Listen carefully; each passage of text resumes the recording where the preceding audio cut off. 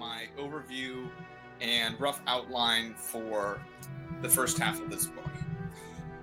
Adler first published this book in 1940, and it went with the first edition.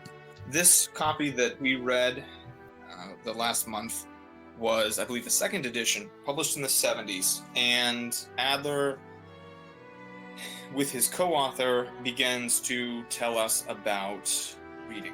Adler is very, very thorough. He's a very thorough writer. He wants to very much describe the activity. And so he starts off from a premise of saying that he sort of starts with the first chapter of a premise of, I guess, a couple of points. Number one would be that there are different levels or almost quantities of reading, the amount of activity that you do while you read. And from Adler's perspective, he's going to describe good or beneficial reading as active reading, very active reading, engaged reading, which is what he's talking about. The second thing that he brings up, which I thought was an interesting point, was to say that he believes that sort of a good reading and a proper way to do reading is to do it on your own, and to do it on your own, and to do it in a way that you read the text yourself and you individually raised your level of understanding to the level that the author, or closer to the level that the author is writing from, without a lot of help from other sources or teachers or people who have commentary or anything like that. And so this is sort of the starting point that I remember from the first chapter, and I thought it was a very interesting point. I can definitely agree with him on the active reading part. I think in general, I don't know exactly how far he wants to take that, but the idea of educating yourself only without use of a lot of references, at least at the beginning, of trying to read a text on your own is quite interesting. And I don't know if I can agree with that one completely, but I think it's worthwhile. I think it's worthwhile to use as a premise just to see how he's going to build the book and go from there. So these would be the two premises and the two examples of important things that I think he starts with the first chapter that you should keep in mind as you read the rest of the book. And so then he describes different levels of reading.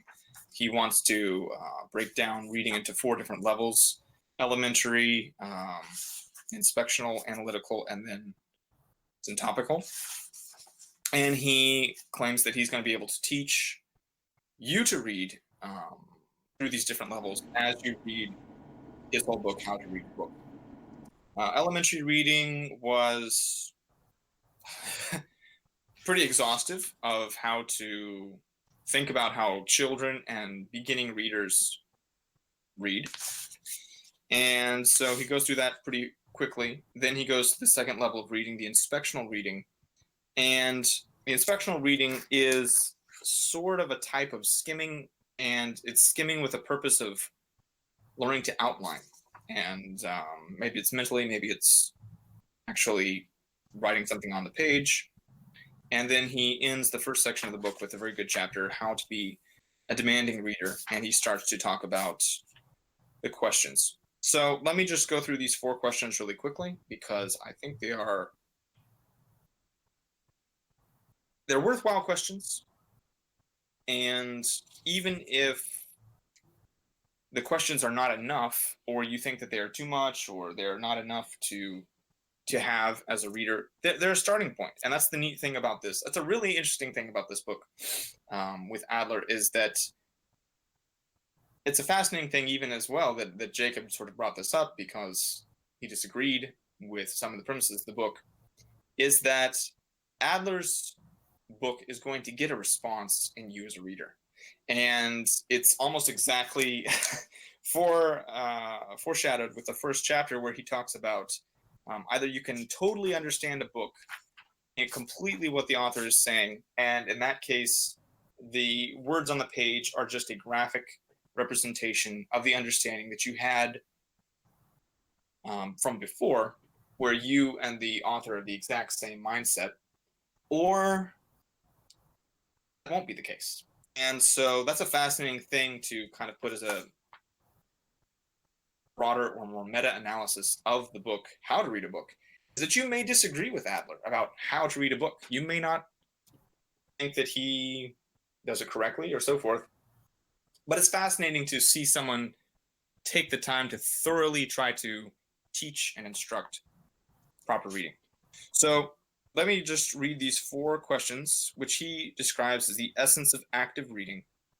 Question number 1 is, what is the book about as a whole? Question number 2 is, what is being said in detail and how? Question number 3, is the book true in whole or part? And question 4, what of it? Now, Adler puts these 4 questions together, and it's a really simple and nice, beautifully stated, small structure that can actually be expanded out to the satisfaction of any reader. But it's a very neat structure that I noticed that really can plumb a book from beginning to end, because you start with what is the book about, and then you say what of it at the end. So it's a really nice cyclical sort of set of questions. Questions go in a circle, questions feed upon each other, and they don't have to, but they can help you to read better, to read more actively. I think Mike has just joined. Welcome in, Mike. Mike has muted his mic.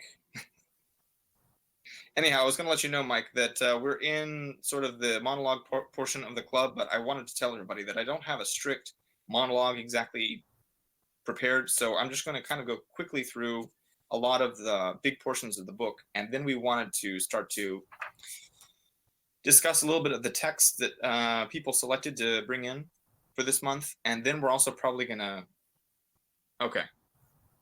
Okay, so Mike has a message for us. Anyhow, we're going to go through the text that people selected, and then we're probably going to talk about a few other things as well. So that's how he ends the first part of the book, How to Read a Book, with these demanding questions, which is great. The next chapters, he starts to talk about pigeonholing, X-raying, trying to find structure, and then coming to terms with authors and all these kinds of things. And the interesting thing here that I really noted from Adler was that Adler was very straightforward from his point of view in saying it's important to recognize that there are things that really don't deserve a whole lot of attention when you read. You don't have to give the same amount of attention to all parts of a book. In fact, there could be large passages from a book, long passages from a book, that really don't demand very much from you, and that probably won't reveal much to you if you demand a lot from them as a reader, which kind of is the way that I look at chapters 6 and 7. The pigeonholing thing, it's something that you can understand, I think, fairly quickly. And he wants to, bring to your attention that you can classify books between basically fictional and the expository. I think that can be understood fairly quickly, but perhaps not. And then he also wants to talk about practical versus theoretical books. And I think that's a concept that's nice to have, but it's going to take more time to really accrue a definition that readers can understand. X-raying a book, and this is where he starts to talk about where you want to state unities of the book, and you also want to state the complexity of the book and detail out many parts of the book that have the complex arguments or problems that the book wants to address, which is a really neat way to do it, to think of it from the first part as trying to summarize the whole unity of a book. And then after you have that summary, you want to, perhaps very in a detailed way, line out multiple portions of the book. And then from there, he goes into the author's message, and then critique is sort of the last part. Okay, and then criticizing, and then agreeing and disagreeing with an author. So anyway, that's the first half of how to read a book. It is very thick reading. It's very dense. I think that everybody knows that Adler has a very rich vocabulary. He also has a very dense sentence structure and so forth. And as I said in the beginning of this monologue, the interesting thing about this book is that you can use this book as a mirror or as a sort of canvas where you can agree or disagree with Adler himself about how it is that you should read, what are good methods to read, and what is active reading? What does that mean, and how does it look when everyone does it? Now, the last thing I'd like to say as sort of a monologue light, I don't remember if this, yeah, I think it's right here. I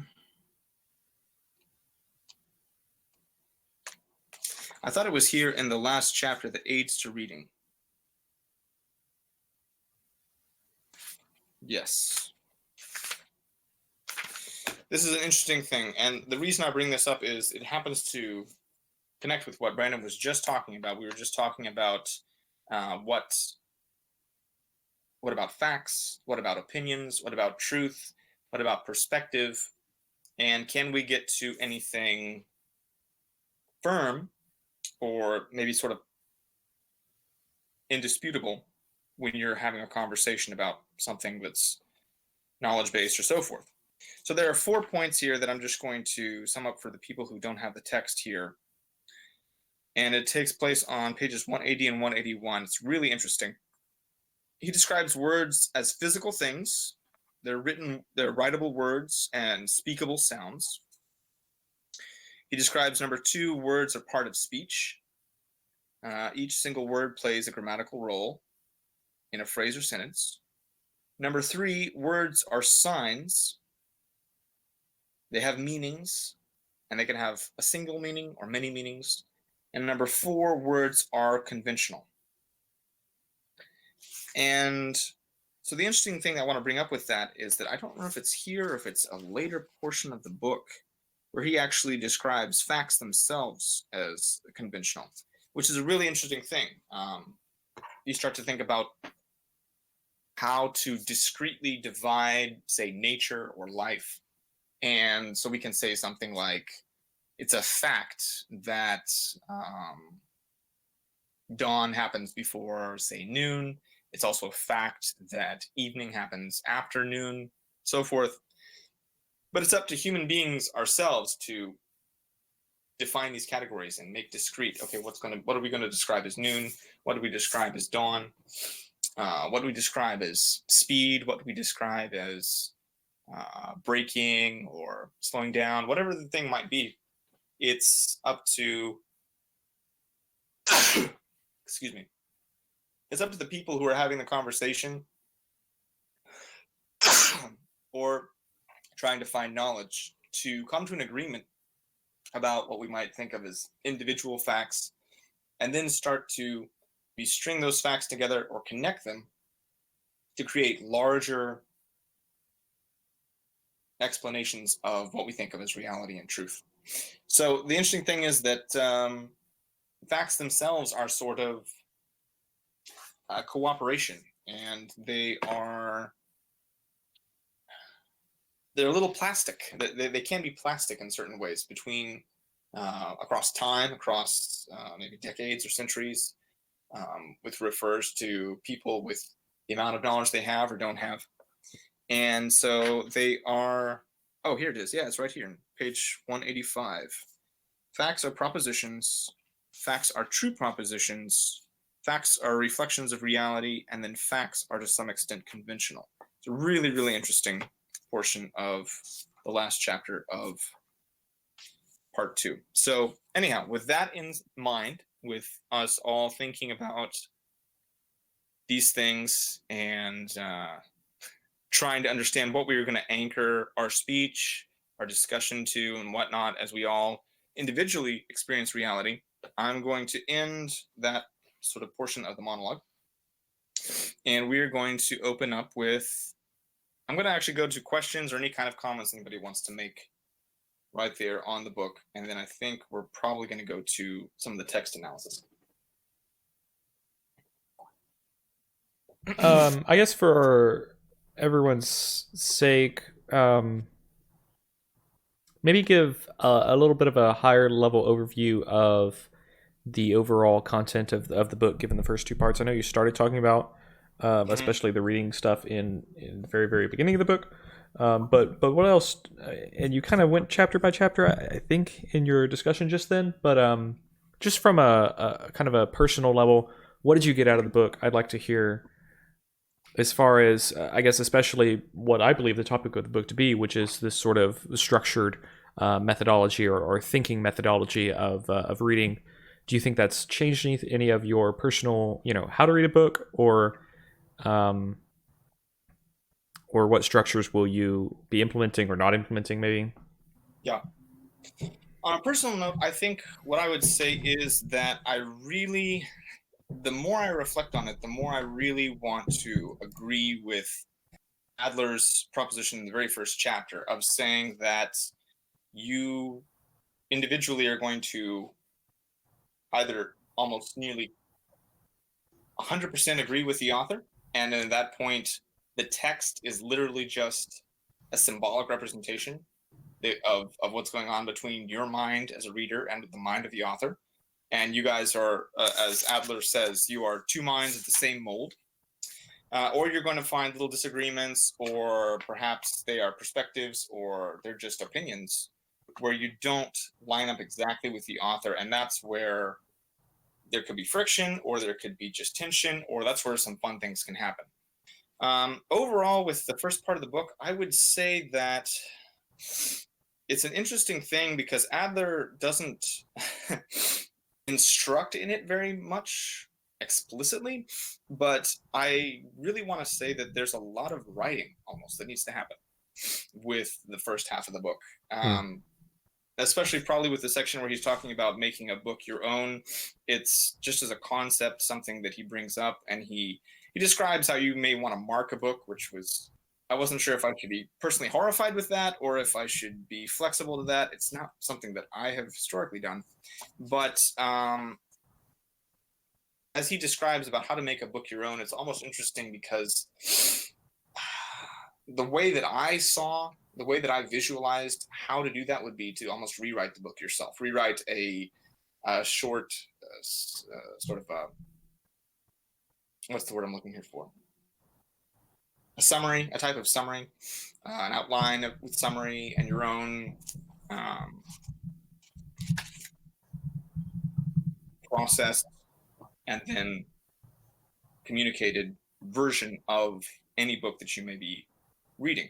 And then that's, of course, what the point of the questions are for. That's the point of the sort of cyclical cycling through of a book, of how you'd want to find out what's about individually and then systematically, multiple parts, and then try to summarize it back together. I think that writing would be that's the first way that I can think of that it would be the proper method to try to do that kind of work if you wanted to do it in the way that Adler's describing. Yeah. Well, I think it's interesting that you said he doesn't really prescribe a whole lot, because that's really what I was getting to. It was almost unexpected, right? And this kind of, there's this weird thing going on with this book where it's telling you some things to do, some things to think about while you're reading, and so like you automatically apply it to the text you're currently reading, which is the book. So I thought it was weird because some of the things that he was prescribing didn't really mesh up with what I was reading. And I kind of hit that, of course, and I made that post knee-jerk reaction, if you will, very quickly after the first bit. It's like, and I did come into it with quite a bit of preconceived about what it should be, which again is, we can talk about that more later. But I like your idea about writing it out, but maybe help me out. Why didn't he say that explicitly? Does he expect us to do this sort of mind mapping, this sort of, thinking centric thing? Because I agree with you. I don't think that that's terribly practical. Maybe you didn't quite say that, but that's definitely undertoned there. I don't think that what he suggested was very practical. I more agree with you. Maybe, in order to implement this sort of active reading, plotting out what you think the writing is, what it means, those 4 questions you had, you really do need to almost add more structure, add the word structure, the writing structure there. Mm-hmm. So your question is to say, how impractical can it be to write that much on your own copy, your own copy of the understanding of the book? Yeah, I mean, why didn't he say, I guess, more explicitly what the instructions were for these first couple parts? Was he leaving it open intentionally? Yeah. Again, I don't want to use this as a sort of cop-out, because it could be taken that way, and I don't really want to say that, but different people are going to take it different ways. It's really, really interesting to think about Adler and what he writes as to say, you can either be in total agreement with him, or you're going to have your points or chapters or entire parts of the book where you're going to be in tension with him and perhaps opposed to him. And it's like he says, you can agree with an author 100% where the words are just an expression of your common understanding, or not. And so from Adler's point of view, maybe he is telling you to write. Maybe he is telling you to really do all that kind of work. But perhaps he thinks that that's not in the scope of the book because he's really trying to write a book on reading. But as for why, I don't know why he doesn't lay it out explicitly. The other thing is that he's very granular. And so he really wants to try to describe everything from his point of view that you need to be doing. And he likens it to skiing, and how skiing takes all these different motor skills and techniques, but once you bring it all together, it's going to be this cohesive thing that's going to work really well. Also, we should probably be careful to not critique him too harshly, because we only did read technically, or we were it was assigned to read only half of his book. And so perhaps it makes more sense by the time you get to what he's talking about with syntopical or something like that. I think that's where, to me, that's where the writing would start to show its usefulness, in that you can write these summaries, write your it should be slightly your interpretation, but as close as you can, probably you should try to reproduce your copy of the knowledge that you will read in a book from any author. You try to reproduce that in your own way. And then when you do this thing, which he's talking about, this topical reading, you can lay out your multiple reproductions of multiple different authors on a topic or whatever it is. And I think that's where it could be really, it might be really applicable, it might be really helpful for people. So that might be where the writing would really come into its own. But as for why he doesn't specifically explicitly ask you to, maybe write 2 pages or something like that on every book that you read, I don't know. I can't say exactly why. Maybe he thinks he's communicated that, and maybe we're all dense, or maybe his style is just different. The other thing to remember, this book is, even as a 1970s book, the style feels old. Maybe even as a original edition from the 1940s, the style feels fairly old. So anyway, maybe also, to be fair, Jacob, maybe he thinks that if you explicitly tell readers to write as they read a book, that's just going to be, it's going to make his own system too untenable. Maybe it's going to make his own system too complicated, and he thinks he's just going to frighten people. But like I said, the amazing thing about this book is that you can use it as either a mirror or as a canvas. You can figure out your own agreements and disagreements about reading. And I think that it's tempting. I mean, that was the temptation the idealization that I had of this book was to say, okay, really, this is a really neat thing. It's like one person can teach you the system that will help you to read perhaps in all aspects of life.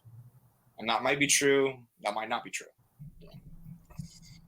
But it's for me, of course, as a type of person, it's very tempting to say, okay, if I can learn this particular method or whatever it is, then I can learn how to read Caesar or Plato or all these other people, and I'm going to find the real knowledge. I'm going to find the stuff that most hobby readers or less developed readers, I'm going to find the secrets that they can't find. And that may or may not be true. That may or may not be an accurate way to think about reading. But either way, I find his work to be difficult to kind of get into sometimes, but I find Adler's work to be compelling in the fact that he makes you think about what you're doing. So I think that's worthwhile.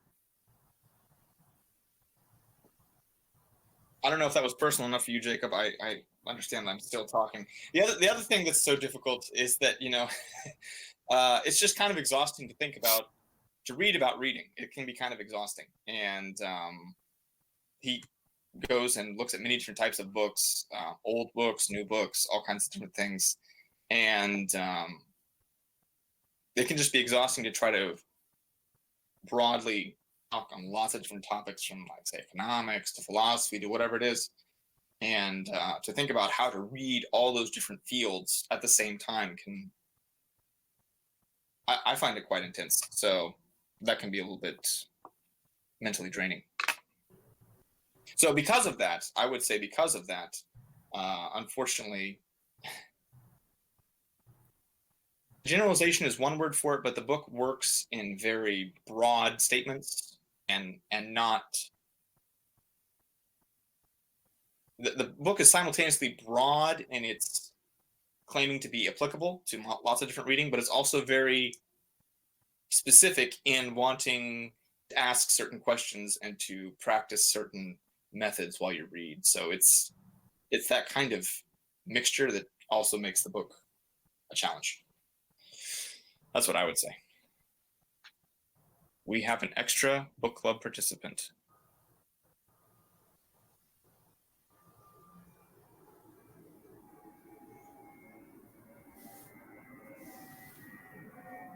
So with that said, I think that is as much as I want to say on the first half of the book. And we can now make further discussions or look at the extra texts that were sent in.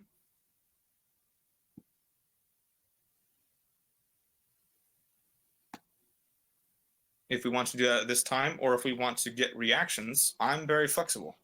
Jacob, why don't you give us any reaction that you see fit to either my monologue or the book as a whole, or your process or your personal evolution during this month while you read it, or whatever it is you want to say. I'm fine with either moving on to those texts. I mean, I guess we can talk about my perspective, since it is maybe somewhat different. Mm-hmm. I haven't really changed my mind on the post. The qualms I have kind of stand, and it's so much to the pre-discussion we had with what Brandon said about, are we going to expect sources and stuff? It's a question I've been thinking about too. It was maybe a little bit of a rough segue from what we were talking about, but I think it's a good question to explore, in particular in light of my post, because that's really the main problem I had, is that he makes these really substantive statements and then doesn't necessarily support them the way that well, I mean, I would go as far as at all, but maybe that's not fair. He certainly doesn't support them in a way that satisfies me. I mean, I can at least say that. So what should we expect of authors in terms of these convincing arguments? It goes back to my post about nonfiction writing too. There is this element of persuasion there, and there's the element of truthfulness there, and they have to work together in order to make some compelling writing. I feel like this how to read a book thing almost needs the companion how to write a book, which I know exists, but I don't know anything about it. But maybe we can go there. Maybe we can go to how to write compelling nonfiction, and maybe more to Brandon's point, we can go to this place where we can talk about how to what our expectations are of one another in terms of scholasticism and such. Because I'm very interested in that. I've personally tried to avoid making these kind of statements that I can't back up. I've made a concerted effort to do that recently. You hear it all the time in culture. It's like, there's a study that says this, or statistics show, or all these tropes, and it's so offensive to me that I don't remember a time when it's been backed up. Even when people ask for sources, it's like this embarrassing, well, I don't remember, this awkward reply. So, I mean, there's a lot we can talk about. I don't necessarily have a dog in the game, so up to your discretion, Jonathan. Maybe Brandon, whoever would like to lead this.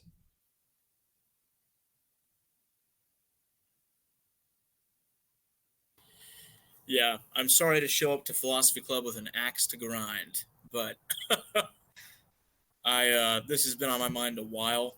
So unless Jonathan's gonna say something, I'm gonna grind this axe. You go ahead and grind. Go ahead and grind your axe if you want to. I assert, for reasons I will mention after the assertion, that perspective passes from the field of opinion to argument at the point that reasons are given to back up the opinion. And I think from what I read in Adler, that's in keeping with what Adler said. So a perspective, I'm going to say that again, just in case anybody wants to hear it again. A perspective passes from the field of opinion to argument when reasons are given for the opinion. And I believe, and this is another assertion, that when it passes from the field of opinion to argument, people do well to give it a thorough treatment in their mental ability to think about it, consider it, converse with the person making the statement. So that then leaves a couple of questions for me that I don't really have answers for. What kind of reasons are reasons? What reasons are taken as acceptable reasons? Because I really feel like Adler gave appropriate reasons.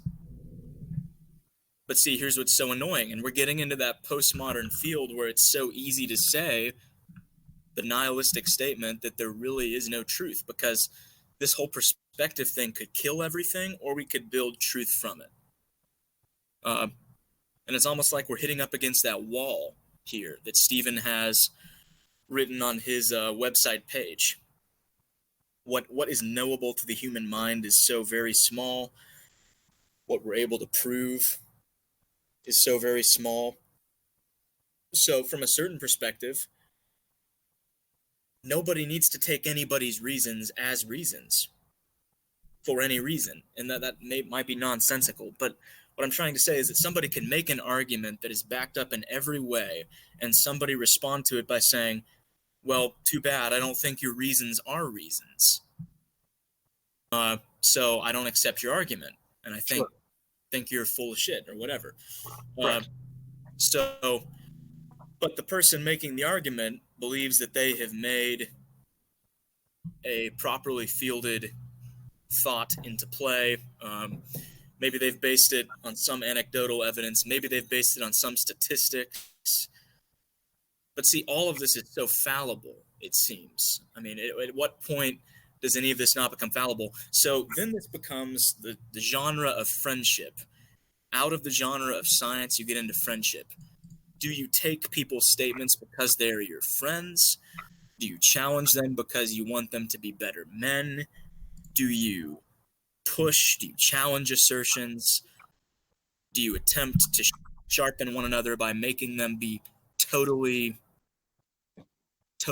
called on the carpet? I could see value in that. I have to stop you there, Brandon, because you maybe haven't. To me, I was following you quite well, and then you went a path I didn't see where that was coming from. What the path that I expected was this topic of truth, and basically you would call someone out, you would request the truth. Number one, if you weren't sufficiently convinced that what they were saying is meaningful or true. I mean, I almost need a different word there, but I guess that works. And number two, if you care enough, if it matters, right? And so to friendship, maybe it's something that there's a level of trust in friendship is what I'm arguing. So yes. Yeah. But where does truth come into the matter? Say again? Where does this idea of truth come in? Because this is actually going to link you back to what I know Jonathan wants to talk about. I'm merely painting a picture of how complicated this situation is. That's all I'm doing. Because when you're friends with someone, the amount of facts that you demand, I would postulate, are fewer than the amount of facts you would demand from somebody on CNN. I mean, but we could also say that's mirrored in the idea of how much we trust authors writing, and that's why the first couple of chapters of these nonfiction books are so important, because they're going to build that rapport, they're going to build that ethos. Or I'm sorry, the I guess pathos up with their readers, in order to basically befriend them, kind of like you're saying, maybe in a softer way, but in order to make their arguments be effective, be persuasive. And again, that's why I wrote my post the way I did, with persuasion being one of those core topics in the nonfiction writing.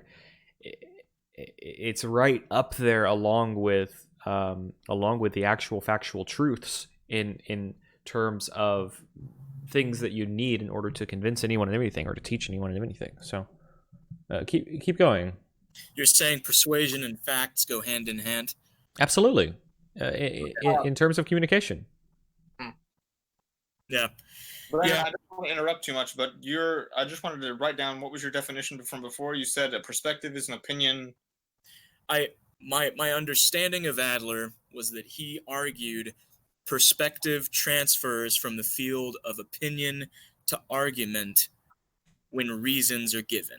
Okay. And that, I think, is just a very important thing for us as a book club right now, because we can geld one another on a literary level and on a thought level if we don't define these things correctly. And I don't want to do that, because then... Let's do a thought experiment. Let's do a thought experiment, shall we? Sure. Let's do a thought experiment. I'm kind of building this off the cuff, and so I don't have good parameters set up. I don't have good particular rules set up. But let's do this. Let's set up a thought experiment. Perspective transfers from opinion to argument when reasons are given, correct? Or something like that. I just spoiled the whole thing with that last line. Something like that. All right, so let's say here, for example, that my perspective... Okay. Let's see here. I'm trying to see how I can set up this thought experiment.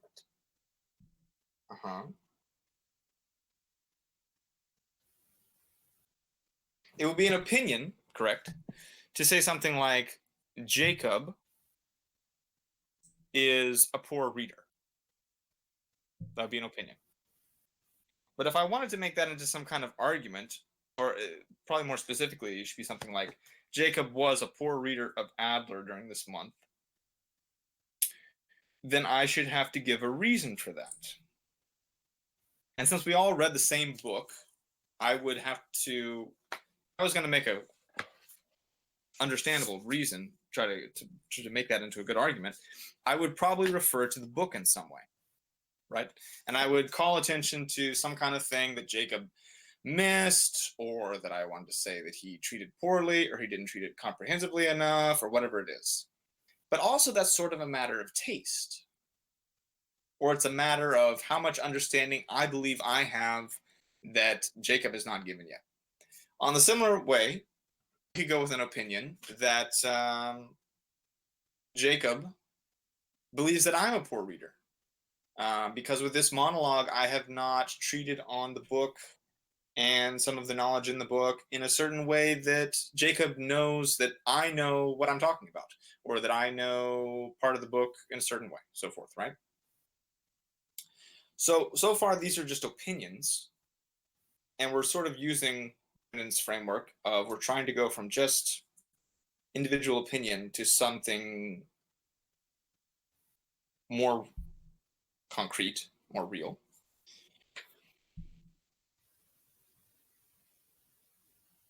How do we gauge or measure these reasons? I think that's a good starting question from what Brandon was talking about. We were talking about, we're just using obviously a example here inside the book club, but we could do this for anything. If we go into reasons that we read in our non-fictional philosophy or whatever books that we read up to now, what kind of reasons does the author have to give us? So again, we're using, because I think it's a nicely sort of a well-said statement, although perhaps it's not enough.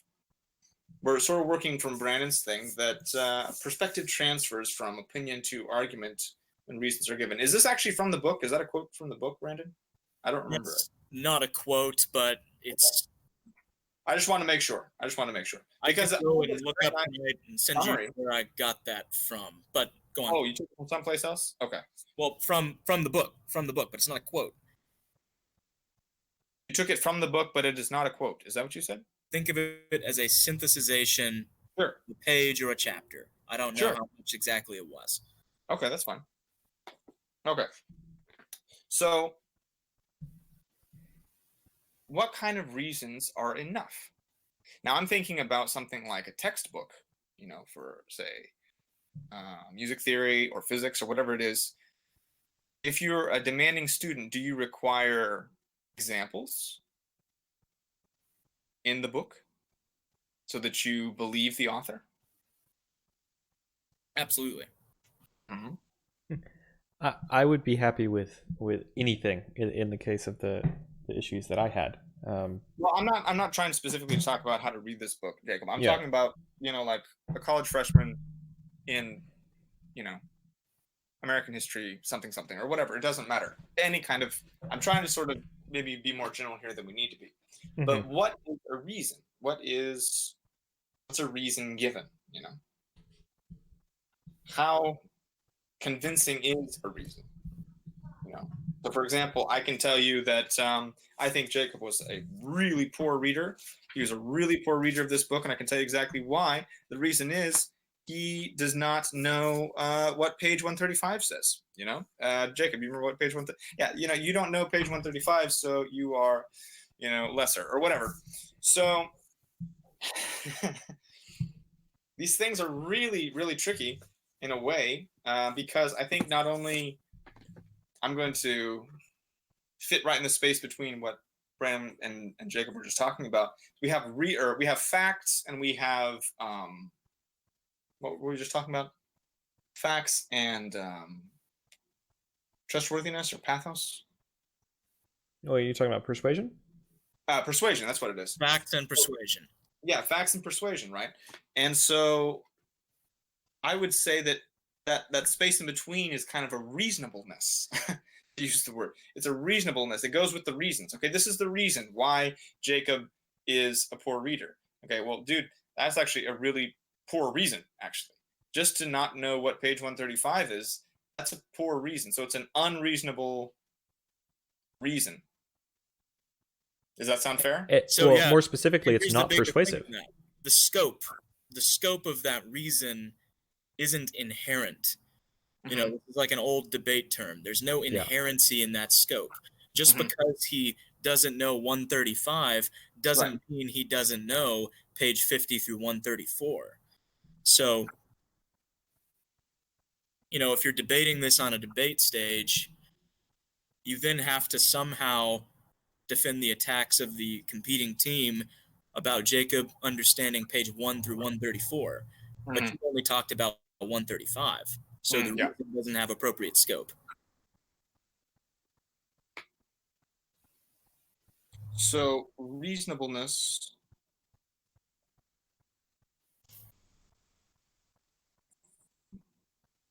for the reasons. And that's going to depend on your audience. I think almost always that's going to depend on your audience. Yeah. If you aren't good enough at defending something, you're not going to get your PhD. You're not going to finish your thesis. You're not going to do whatever it is. And so that is an audience question. That's not an audience question so much as it's an audience variable, or it's an audience. Well, Jonathan, I want to maybe bring this back to one abstraction level up and just say we're talking about principles of communication here, right. And to say that there is no communication without multiple parties, without multiple people being involved. Yes. So you're kind of getting at this audience factor. Well, it's more intrinsic than just having an audience that you're trying to communicate or persuade. There is this idea of language is only useful between individuals and to the extent that they've agreed upon it. So yes, we need to get back to this little bit higher level abstraction of principles of communication here. I think if we're going to make much progress on this idea, and I think everything that we're talking about is very closely linked, and maybe we can get somewhere useful. Progress in this case, for example, here's a great question. What is progress in this particular case? Because we're in a club, we're talking about a book, and what is progress if we try to talk about principles of communication? In this case, you have to be convincing with your persuasion. You have to be. I mean, now we're just kind of back to rhetoric. We're back to what we were talking about with Gorgias.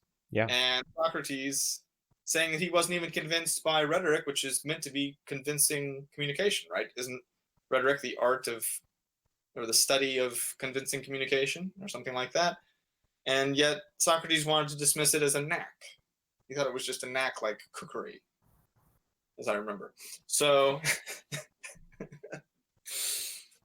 it really does depend on what people want to agree on. Socrates never wanted to agree that rhetoric was anything particularly important, in the way that the others in that conversation wanted to think of it as something, quote unquote, real, worthwhile, so forth. Socrates mistrusted that. So, to come to you, Jacob, what do you see as progress in us talking about principles of communication? I have a thought on that once Jacob's done. Okay. Well, I'd like to. Progress would look like us agreeing, and in particular, agreeing on what? It would have to be some set of definitions that comprise the topic. That's like super abstract, though, so I don't know if that answers your question or not. Does that help? It does help. What I would say is that I start to think about some of the communication that's talked about in my math proofs textbook. And that basically just brings me to a word that we haven't used yet. And the use of this word is much more defined in the field of mathematics. So it's easier to it can be easier and harder to grasp. In everyday speech, it can be very open, but I think that word would be axioms. You need to have axioms, which are the starting points, right? Those are the unprovable assertions that people use to start off a conversation. I like it. So, in this case, let's use Adler against himself, and let's see if we can find his starting axioms. But this is actually even what Adler teaches in his book, if you remember, at least from what I remember, down here where he's talking about understanding what are the author's problems. Can you state what are the author's problems, what he's trying to answer? And so we could state, for example, Adler's problems here. His problem is that people don't know how to read actively enough. And Adler believes that he can instruct you on how to do that better, right? Is that a good starting axiom? It seems right. Adler I would go back even further. Mm. And maybe this isn't the definition of an axiom, but I would take as an axiom that if you do not choose to trust whomever is speaking or whomever is writing, Right. the reasons and the persuasion and the facts that they give will mean nothing to you. So, in a sense, everything is determined by the audience, and the effectiveness of that writer or speaker, yes, is determined by the audience's reception. Jacob, wasn't I just talking to you about this in the shop? Yeah, well, I'm a little confused because I have the same qualm, or I have the same issue here that I had, or that I took with you, Jonathan. Again, Brandon, though, where is truth coming into this equation? That's the problem, Jacob. That's the problem. We can't know what's true in this kind of thing. The only thing we can know for certain is true, it seems, from what I see, is biblical factoids. That's about it. And then from there, everything else is just vanity in the wind, and we're having this hilarious postmodern time trying to nail things down. At least that's what it seems to me, but I don't know. This is something obviously for all of you all. Mike, I guess you're still there. I hope you can hear us. I don't know if you want to try to interact with us at all. I know the mic isn't working, but send us anything you want by text. If you're going to be tweeting off in the Twitterverse somewhere, please give us a link. But anyhow, for everyone who was not there, Jacob and I stopped in a coffee shop, and at one point we were talking about truth in a good way, and I remember bringing up something about a court, and we were talking about court as in a law court, is that the truth in this particular court case is going to be decided by the people, sort of decided by the audience, which is that's the position I actually took, which is a real parallel with what Brandon just finished with, talking about that it depends on who wants to accept it. It's almost voting with your feet, to use a popular phrase, which is really bizarre. It's really hard to start thinking about truth in that way. But anyhow, I think that Brandon's starting axiom is fair. Okay, we're going to go with axiom, and we're going to go with axiom is the unproven or unprovable, which are two different words. Unproven, unprovable assumptions necessary for a conversation. Is that fair for what you're talking about with the communication theory? Or what were you talking about, Jacob? What was the phrase you used? Oh, the principles of communication? Principles of communication, yeah. Yeah, I guess I sympathize with this statement from Brandon because it goes back to the idea of language that I mentioned before, is that we really have to have things that are communally agreed upon in order to communicate anything. And so this sort of communally agreed upon thing is what is the trust, right? That is intrinsically trust. If we all agree on the same thing, we're trusting everyone to basically abide by those rules of language, if you will. Maybe societally enforced, something like that. But so maybe I can sympathize with it. You need to extend, if I can use a word, Brandon, extend some trust to any communicator, an author. Well, right now we're working with books. It's necessary to extend some trust to an author while he is trying to communicate his piece. Otherwise, any communication by this author, any facts, any reasons, any arguments will be to no avail. Is that right, Brandon?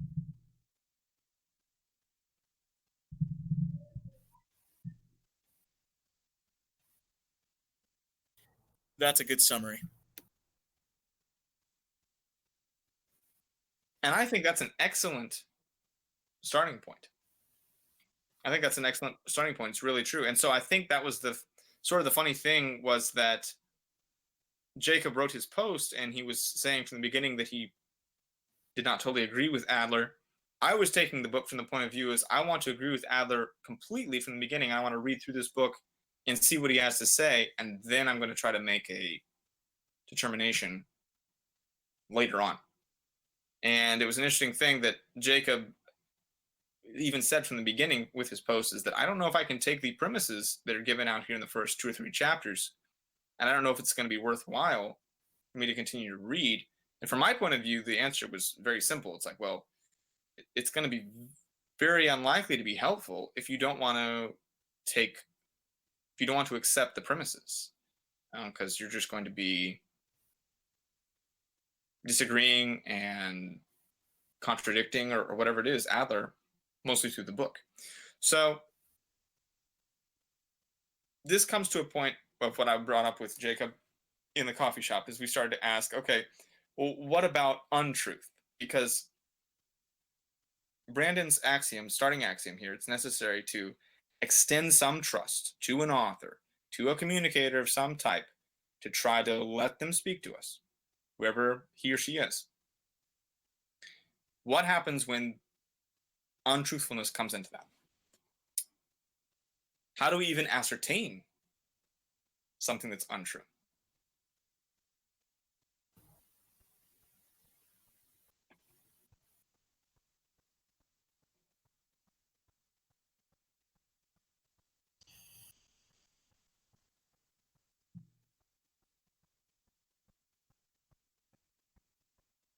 Because this yeah, do you want to go ahead? I could give an example. A very close friend of mine and I had a good discussion, and we determined there were 2 fields upon which perspective made a foray. There's this field of preference and field of opinion and desire. And, that's a bunch of language that isn't very philosophical, and there's probably a lot of things I'm saying that need to be defined appropriately. But take them with the commonly held definitions for now. Okay. There's a lot of things that people from their lives have just decided this is the case. And that hasn't been handed down to them from any religious dictate. It hasn't been handed down to them from any teaching of the ancestors necessarily. It's just something they believe to be so. And in the framework of their friendship, those 2 sets of preferences, each held by a certain person, can come into conflict. So that's the first zone. You go over the barrier, and there's another zone. This zone is the zone of quote-unquote truth. My friend and I agreed that the only criterion that can be accepted for this zone is biblical revelation.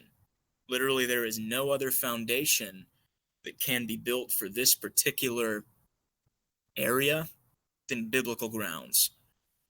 Beyond that, a lot of it is just preference. Now, you can postulate out principles from that bastion of truth, but people do that differently. Yes. So it's really difficult when those 2 things collide. It's tough to figure things out because people are postulating out actions from biblical principles in different ways.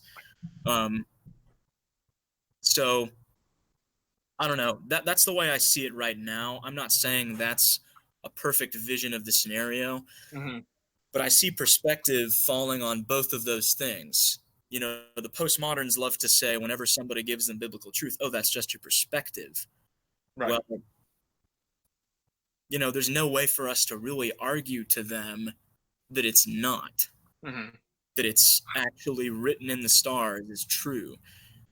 So that's a big quandary for me. Yes. Well, hold on, Brandon. Yeah. I think there is a way to argue with them if you can find common ground, and in this conversation, if you can find axioms to which they will admit. Now you'll have to use those axioms and then construct your argument accordingly. And that's not so different from any sort of apologetics teaching that you may have heard before. True. So you mean find common ground. The only thing that happens with that, though, is that we're making two assumptions with this common ground. We're making two assumptions of, one, that we can go step by step in a deduction, or we can make a logical chain to go into an argument that will support my belief, that I can believe this or whatever. And number two, that the other person on the other side of the conversation will respect that and see the inescapable sort of. And this is why I value persuasion so highly, because experientially we all know that just because you believe an argument to be true, just because you see a chain of facts, does not mean that someone else will.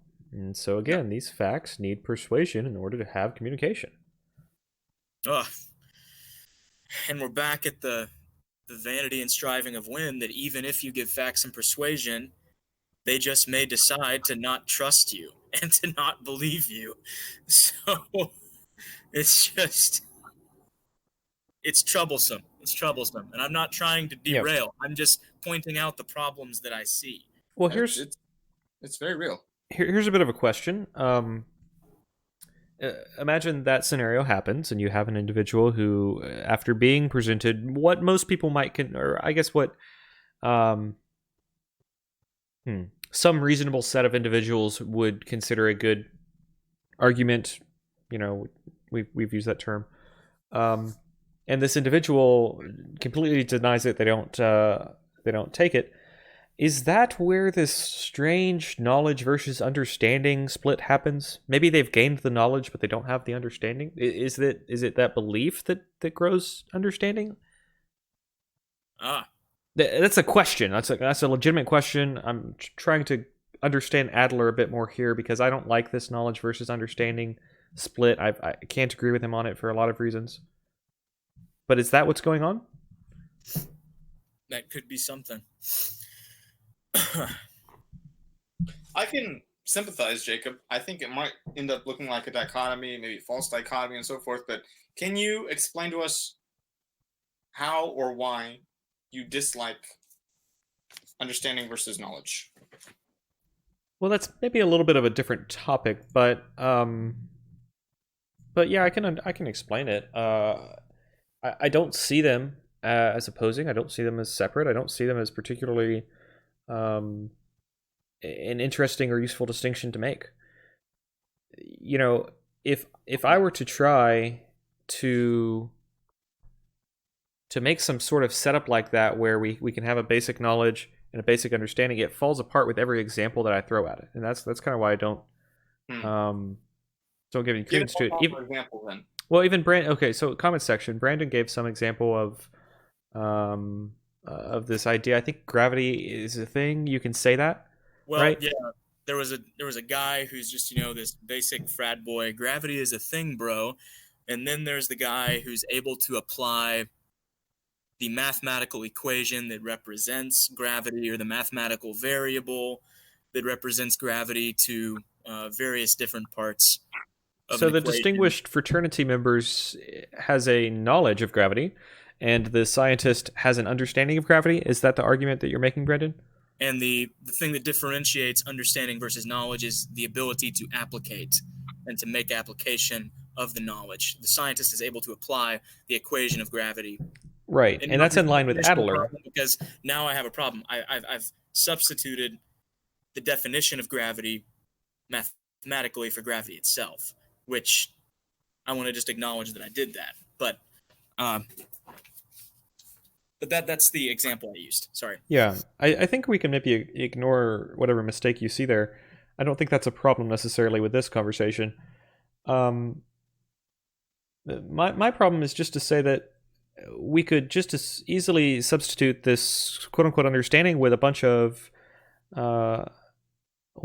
statements about knowledge. The scientist has knowledge of more things, like specifically a longer list of things you could name, and you don't have to bring the word understanding anywhere into the context. In the same way, you could bring the word understanding in Adler's sense to the fraternity member by saying his understanding of gravity is a thing, bro, works out pretty well for him, right? He can apply that to when he drops stuff, it falls to the ground. So he has understanding of gravity to that extent that he, quote unquote, can use it, to use Adler's definition. I don't think that it's necessarily, again, it's not an interesting distinction. All right, and so now again, I'm going to have to interrupt and say, for everyone who wasn't there, this is near one of the final conclusions we sort of got to, Jacob and I, between us at the shop as we were going through College Station, is that I turned to him and I simply said, different people use language differently. Mm-hmm. And we both decided to agree on that point. And so in this case, Adler and Jacob are using terms differently. Adler wants to talk about his term of understanding. I'm saying something deeper than that, though, right? I'm saying, what I'm saying here is it's not an interesting distinction. And what I'm meaning by that is, how is he actually going to use that as a tool to build up an argument, right? How is he going to use that for evidence or as a fact or as something, meaningful in his constructions here? Right.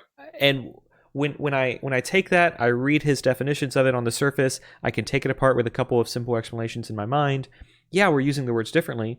That's a preference thing. I'm fine with him having the different preference. How is he going to make that into something interesting, meaningful, persuasive in this book?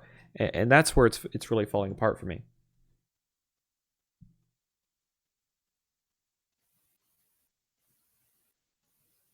Now, I have to admit a few things. I knew I was going to have some issues with this book because everyone who knows me well can attest to this. I have a problem with extraneous structure. If the structure doesn't work for all cases, I'm tossing it. Okay? If it's not good for all cases that it's prescribed for, count me out. I'm not going to use it. I'm not going to talk about it. I'm not going to find it, again, interesting or useful. And so maybe that's where I should just be quiet and, maybe there are useful things. I'm just not necessarily going to apply them or use them for myself. And that's okay. Yes. If this is the case, then my qualm shouldn't be talked about more than, well, it shouldn't have even been talked about as much as it has been, because it's, again, even my qualm's not interesting, right? It's all I'm saying is, well, Adler's case is not good, or Adler's arguments are not good for all cases. Well, so what? If it's good for a bunch of cases, then great. Right.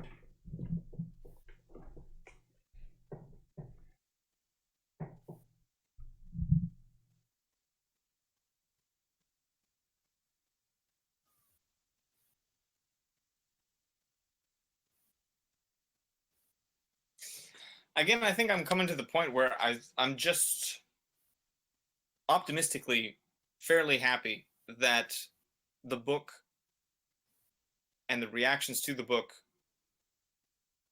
cause or incite deeper thought about reading it all. And so if Jacob likes the book, fantastic. If he doesn't like the book, fantastic. If it's going to cause him to reflect on how he wants to do reading or not, if it's going to cause me how to reflect on how I want to do reading or not. And I think that this is another word I'm going to bring into the conversation that we haven't used yet. I brought axiom in. The other word I think I want to bring in is certainty. I think certainty is really alluring. It's really enticing that we can want to say, I certainly understand a person. I certainly understand a book. And we want to sort of take a snapshot, a photograph, an instantaneous look. And that can be a limit, that can be a weakness of what I just described with Jacob, of rewriting the book for yourself, sort of.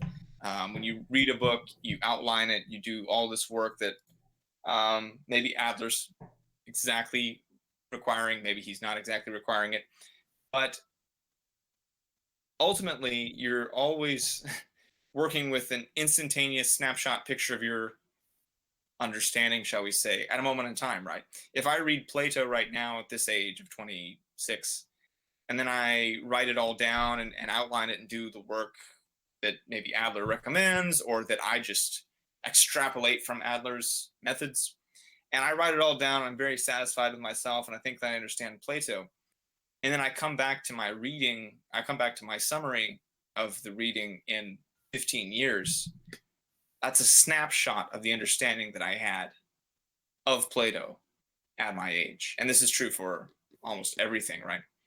And so I think that that's a certainty. We can, each one of us individually can get tempted toward that. Maybe too much. Maybe it's just a never-ending desire, a yearning that people want to say, oh, I certainly understand. And I certainly can comprehend this philosopher, artist, writer, whatever it might be. And not only that, I can show you why you're incomplete, incorrect, wrong, whatever the case might be. Certainty it's very attractive, but perhaps is also treacherous. It's unreliable. All right, Mike says, one thing I would really like about what Adler said was how much our literacy did not grow from the 70s to now. Do you all have any remarks towards this claim? Sorry, I was typing this in the silence, but did not finish before Jonathan started talking about the last topic. Might be maybe a bit of a detour. No problem. I don't have any data or facts or statistics on literacy right now, so I have heard of that, Mike, but I don't think Adler mentioned it at all, to answer your question directly. This book is from it's really from pre-70s. The second edition was in the updated for the 70s themselves, so I'm sure he would be appalled, and maybe that his book was insufficiently adopted, something like that. But that's just a guess. I don't think he mentioned it. If I can maybe do a short monologue of my own. Okay. Jonathan, maybe I can attempt to wrap some of this stuff into a package that's, again, persuasive for us all, so that we can maybe make some progress. There's this idea of quantum uncertainty. It's this hilarious thing because it goes against all of our traditional understanding of concrete physics. And let's just do a little thought experiment where I take my coffee mug that I have here and I set it on the desk. He has a coffee mug. I don't know if you're watching, but he has a coffee mug. And it sat on the desk quite nicely, right? And maybe I could describe this in atomic physics of, that obviously the atoms, they're strongly bonded to one another. They don't want to mess with anything else, so they just sit there on each other, in spite of the forces of gravity pulling the mug towards the surface. Now this is really strange, but at least take let's all agree here that there's this idea that an atom might warp through another atom, and there's a very, very tiny probability of that happening, but in principle it could happen given quantum uncertainty. Can you just sort of more concretely describe what warp means in this case? Are we talking about it's going to move from, say, it's going to go through the grouping of atoms? Yeah, it's not exactly a transportation, although we could talk about, or a teleportation, although that's a different thing. I don't want to talk about that in terms of atoms. That would be inappropriate.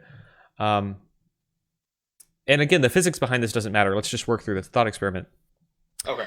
If an atom could move through another, let's say, net of atoms, then there's nothing saying, except some statistics, that my coffee cup couldn't, in its entirety, move through the entirety of the table and show up on the other side unharmed.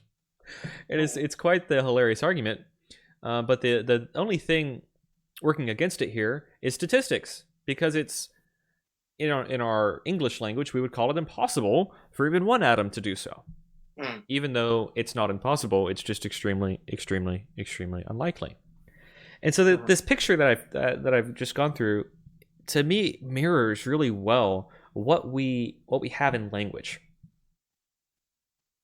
The statement someone makes might be deemed by everyone factual, complete, true, and yet isn't there some chance that they're off by a little bit? Or maybe there's some individual person who would receive that language and just interpret it vastly differently, right? Even though the odds are really small, it could still happen. And so how do we say that statement is true if it's not true universally? Either by the case of actually being factual or by the case of not being effective in communicating the point. It's sort of a slightly untrue statement regardless of how true the statement is. So what do we do here? I think the answer has to be we accept all communication as flawed. We must accept all communication as false. And in doing so, we open up a world of uncertainty. Basically, whenever you say something, you're rolling the dice as to the person on the other end actually understanding the same thing that you meant by it. And what's going to happen if they understand something different, right? Well, a whole range of things could happen. Of course, you might imagine you say, "Hi, it's nice to meet you," and they somehow interpret that as, "Hi, I'm about to kill you." Exactly, you could die. They might pull out a gun and shoot you.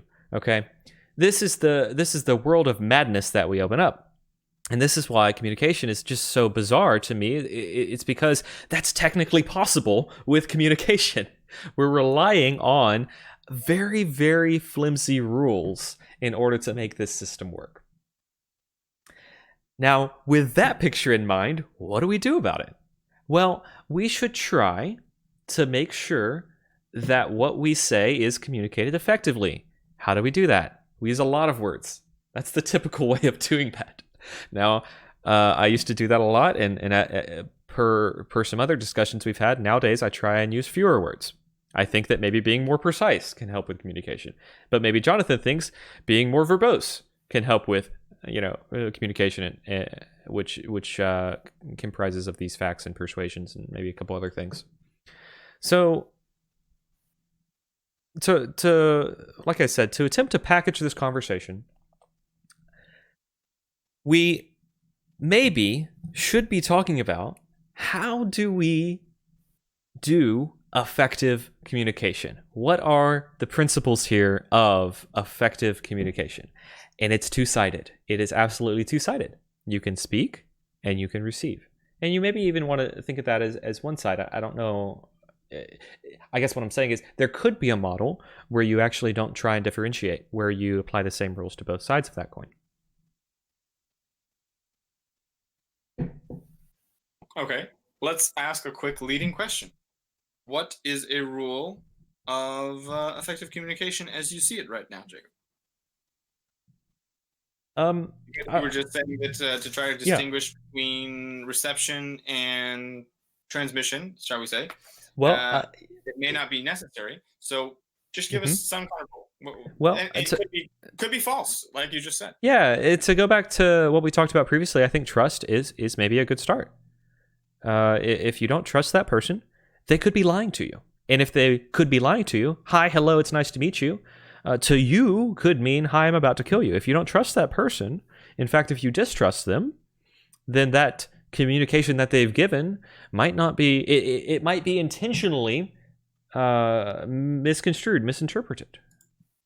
So I do like trust. I think in my previous post about nonfiction writing, I kind of called that personality, although that's maybe slightly tangential. I can make a separate argument for that, but I don't think it's necessary. I'll stick with trust.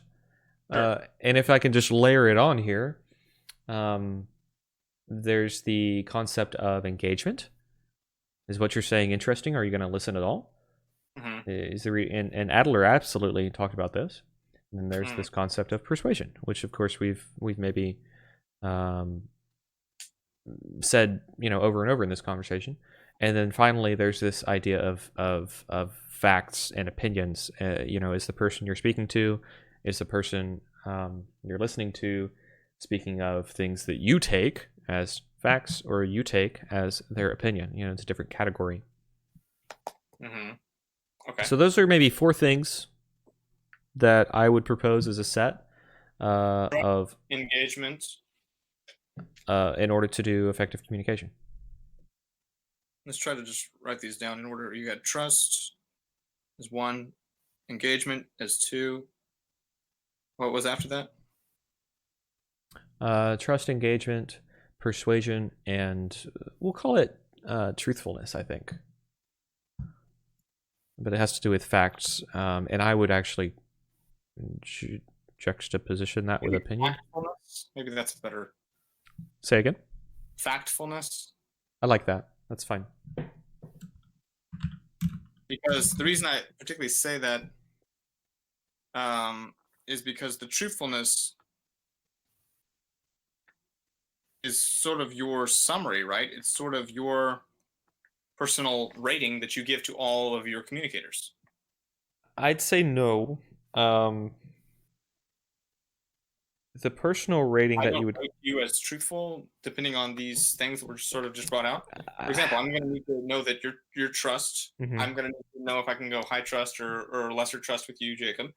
And then if you're not engaging, well, then you See, I don't think that that's quite right. I think that I would substitute your word truthfulness with just effective communication, because various counterpoints. I can imagine examples where the truthfulness of the communication is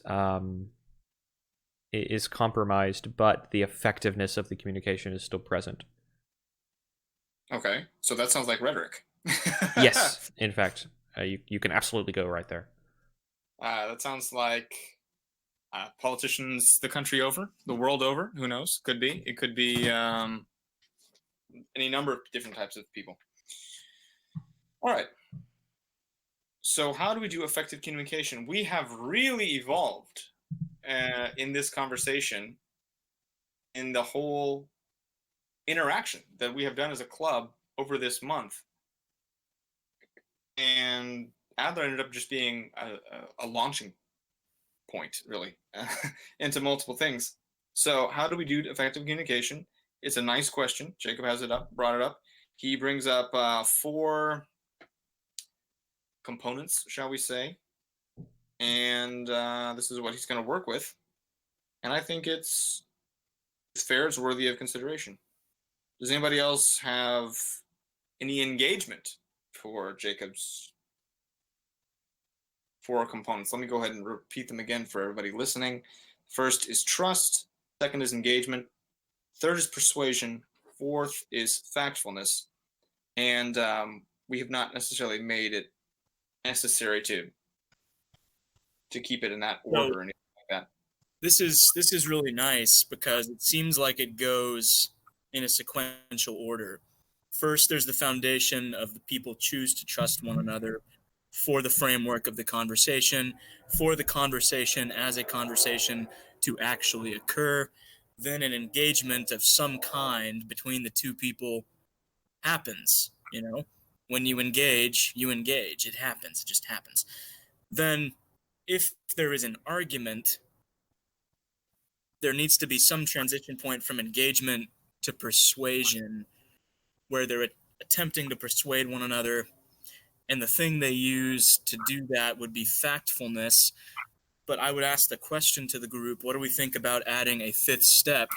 A factfulness for your factfulness. Because another problem is that people don't necessarily agree with the reasons why you chose the reasons you give. So if I choose to use a certain Bible verse for a citation to back a statement I make about the character of God, but you say, no, this is not so, I think you can use that verse correctly. Now I'm in this meta world where I have to prove to you not the assertion I made, but how the evidence backs up my assertion. And it's hilarious because people can just, challenge at every point if they want to. Of course, yeah. So also, personally, I would challenge that. I just don't care for that word, factfulness, unfactfulness. I would call it something else. I have 2 alternatives. Could be organization, or could be appropriateness. You have to have appropriateness for your factfulness, maybe you should put your facts in some kind of order. That's also starts to describe organization. So I think that both of those things might even be subsets of persuasion, though. And I'm all for adding more to this list or maybe refining it down. But both of those things actually do sound like subsets of persuasion or components of same thing. Well, if that's the case, then factfulness and persuasion to some extent are linked.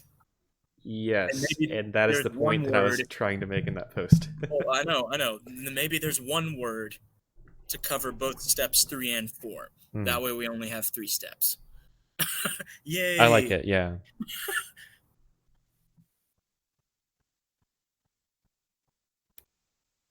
Well, oddly, what comes to mind is a sort of recursive thing. I wonder if that'll work. If you say that step 3 then becomes communication. And at which point it would be recursive, which would loop back to trust, engagement, communication, trust, engagement, communication.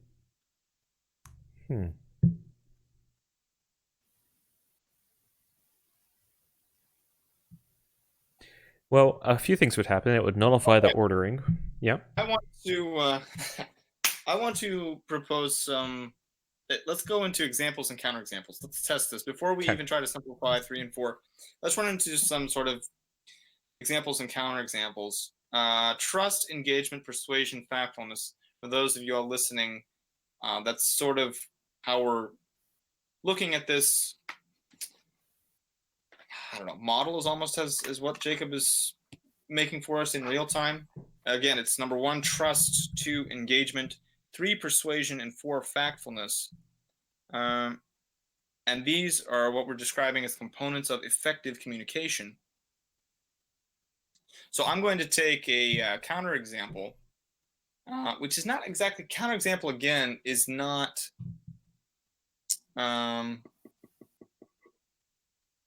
It's not even the right term for it. I wouldn't even call it that. I just want to address an assumption that people can make, which is not true, which is not the case, at least as far as I can tell.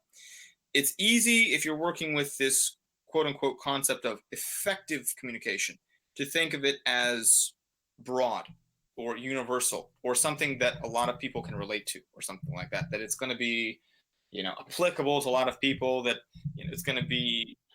I have a question. Yes. So, effective communication. Can effective communication be communicating lies?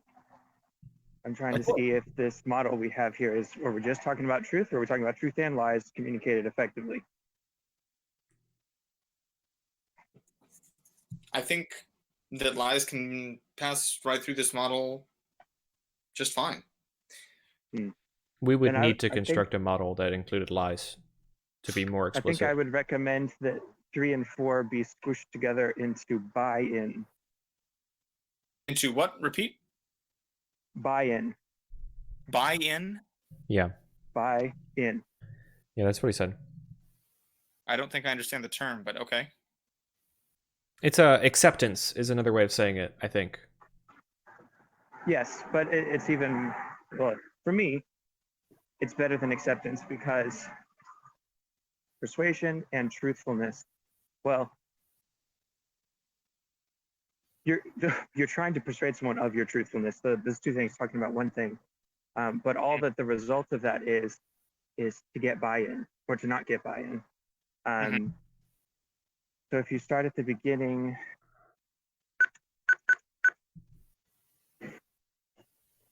sorry, I had to do something. Even maybe you could repeat. So if you start at the beginning with what's y'all's first point? Trust. Trust. Yes, trust. Establishing trust. Second point, engagement. So they're paying attention.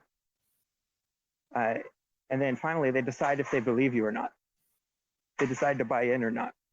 Okay, buy in. Like the trust is a precursor of just listening, and the engagement is, are they listening closely? And then finally, are they listening and believing? Or are they listening and dismissing? Okay. Buy-in maybe is not the best word, but No, I think that's the idea. We can clean that up if necessary or whatnot. Yeah, if I may maybe revise my own model here based on what Steven said, I would actually put factfulness under point 3, whatever we decide to call it, as well, as a sort of tool of persuasion or a tool to gain buy-in. And maybe we need to further define these terms, trust, engagement, and factfulness, because I think factfulness might go right back to what we were talking about with axioms. You find common axioms, and then you build upon those. And that is factfulness, right? Okay. And maybe your axiom is like Snopes.com or something, weird and trivial like that. And yet, everyone who is being communicated with among agrees that is an axiom, or Sure.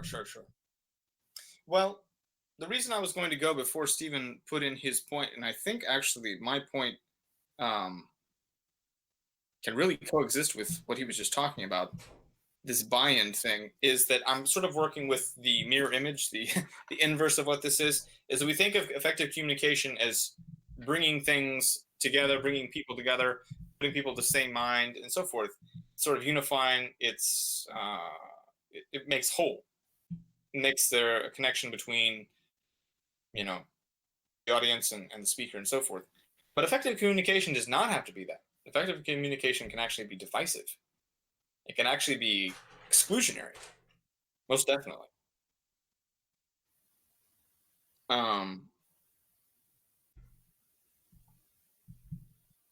Because what I'm thinking about here is I'm keeping factfulness separate as the fourth point of this model that Jacob has put together.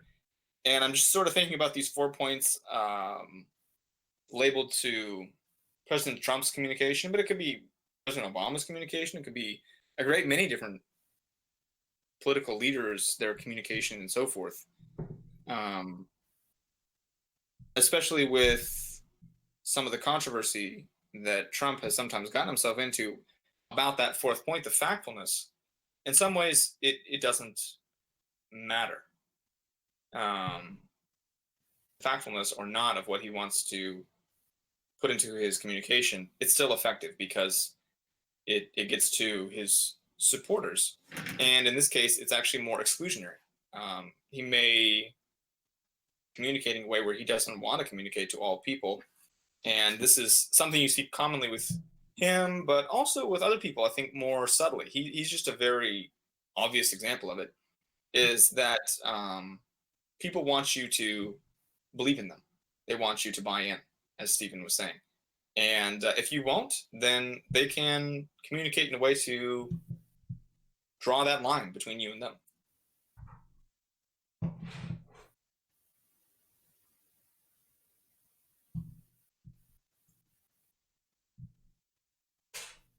Let's go with a quick question.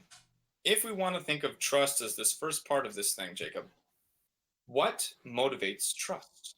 What builds trust? I like that. I like trying to define trust. It seems a bit nebulous to me.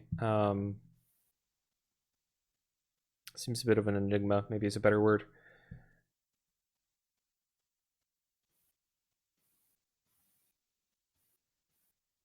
Trust. What creates it? What motivates it? How can you obtain it? I can venture an answer to this since I initially handed out the word trust as a axiom. I have one. Well, what you said before, Brandon, is this the concept of being friends. But go ahead. It's not something that can be defined super complexly. It's merely a choice, and it's a choice that's made on inadequate information. That's I promise. I mean, if it's not certainty, trust is definitely not certainty. We don't make a decision. It doesn't sound like. At least when I heard it last. I just got like 10 minutes ago. But We don't make a decision to engage in conversation with someone on certainty. You mean an unknown stranger? I think that would be a frivolous exercise if we did so. Yes. Yeah, we make a decision to engage in a conversation upon trust. We have incomplete information about their personhood, and we engage in conversation with them off of that incomplete information, and that act in itself is trust. If you have complete information about that person and you can predict everything they're going to say and do to you, then there's no need for trust. Well, there's very little need for communication. Yeah. So trust is just one of those a priori things. It's like that goes into what Brandon just described would be what I would just call past performance. If you have any memory of a person that you've seen or have engagement with, you may have some past performance to evaluate their factfulness or their behavior. So you could think about that in terms of making business calls to faceless people that you've never met in person, but that you may have some kind of engagement with over a period of time.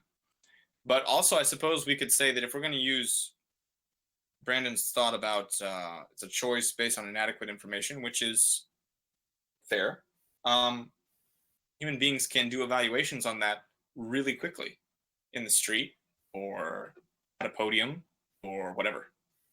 So we definitely have an evolution to do that. The only thing I would add to that is to say that, humans can do that evaluation of past performance or behavior. I can walk down the street and notice people and behavior and so forth. But just keep in mind that it's not going to be universal and that all people don't evaluate behavior the same way. I may want to stay away from a drunk person, but for other people, that's not a problem, or they can exist in that space for whatever reason. So just keep that in mind, that it's not universal and that it can vary. And yeah, we're good. Because of that, it's very helpful to keep the definition of trust very broad and not make it super limiting. It's merely a choice to engage with someone based on incomplete information. So you bleed right into the second part of the model, don't you? Right there. It's the choice to engage. And all of this kind of bleeds together. I mean, we're making it discrete just so that we can try to talk about it, but yeah, it all runs together.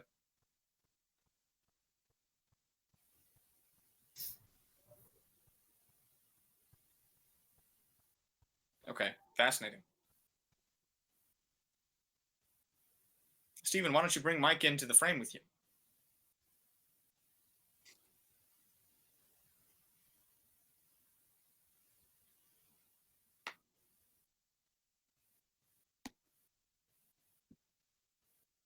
Yeah, that may happen, may not happen. Anyhow, we're working with those 4 steps, and now, Jacob, you're thinking about refining your own step 3 and step 4. How did you want to do that? You're recommending? Definitions. Because you want to. I think trust is fairly done.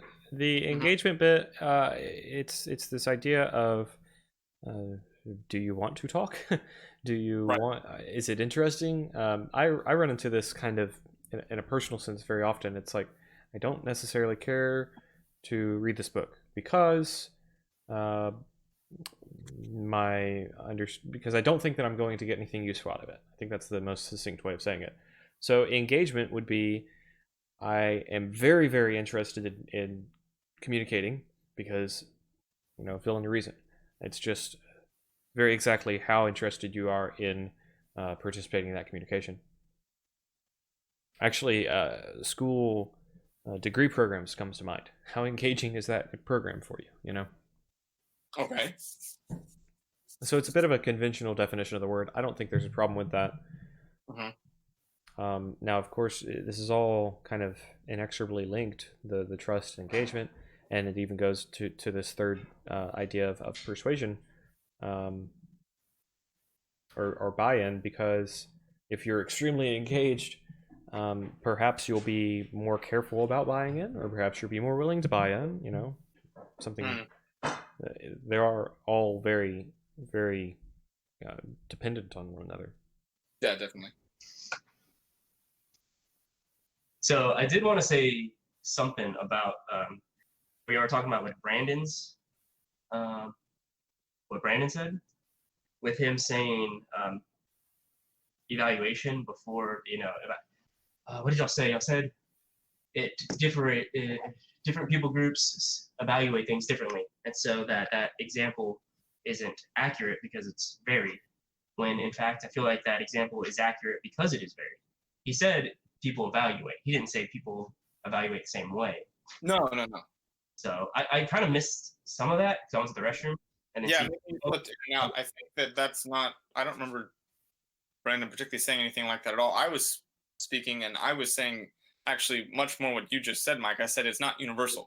Evaluation is not universal at all among all people, and that there it does vary, that what people will accept or not as trustworthy. So we agree on that, Jonathan. What's that? Yeah, you agree, right? Yeah. Yes, we agree on that. Yeah. So I think everybody's definitely firm on that. It's an interesting thing. So if we want to take this neat little rubric, I suppose, that Jacob dreamed up for us, put together, so forth, where everyone is engaging with it, so that's good, and we're having fun, we can spot part of the problem that Jacob had was that he never really trusted Adler in certain ways from the beginning of the book. And that made more challenging his engagement with the book, and it made Adler's job to persuade him more challenging too. Does anybody think that they had a similar problem like this, or did they have high trust in the book? I had fairly high trust in the book, at least for me to read it first, and then I can evaluate it afterward. Well, because I have a certain presupposition that Jacob may or may not have, the guy's a doctoral guy. He's a doctor. Not only that, he worked with another person, didn't just dream this up on his own. He gave lots of citations, and also his name sounded super fancy, like he knew what he was talking about. So for these various reasons, I chose to bequeath trust on Mortimer Adler.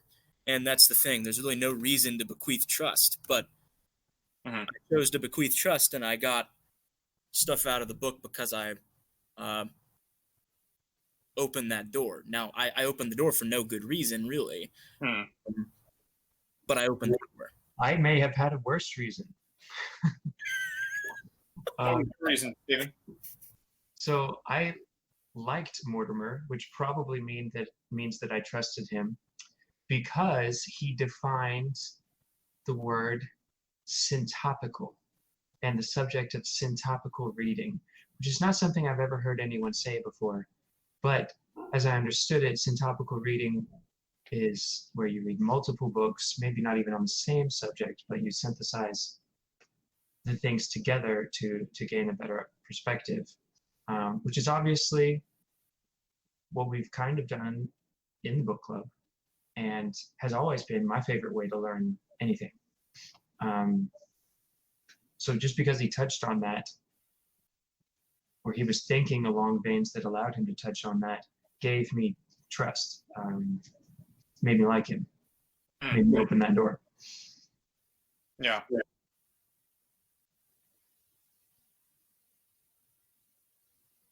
I don't know if I would say that's a worse reason than what Brandon started with, but anyhow. It's like a couple sentences. It's like 3 sentences from the entire selection we read, and that's the reason I like him.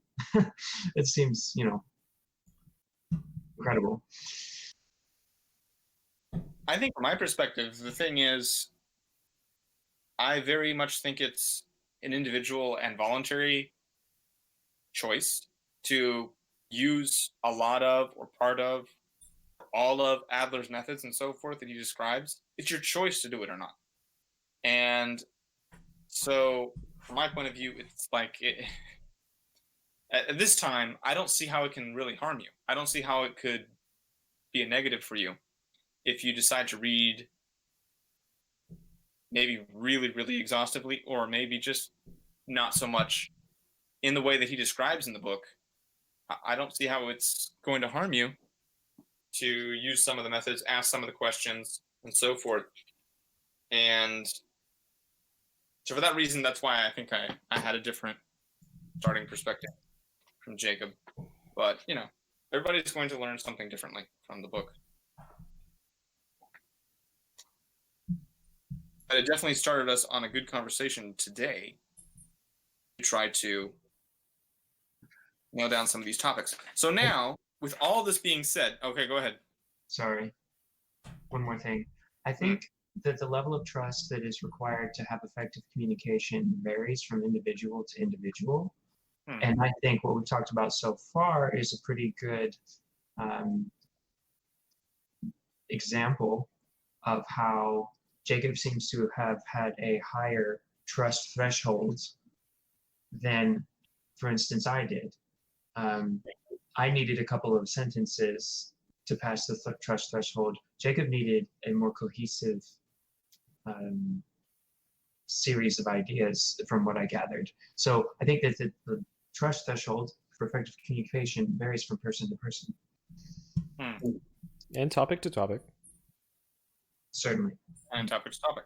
And some people might be completely random. It might be whimsical. And this goes back to Brandon's point. It's just something that happens, It's just a choice. Yeah. The book club went on to discuss reflective topics about our standards of communication within the group and some goals for the upcoming year.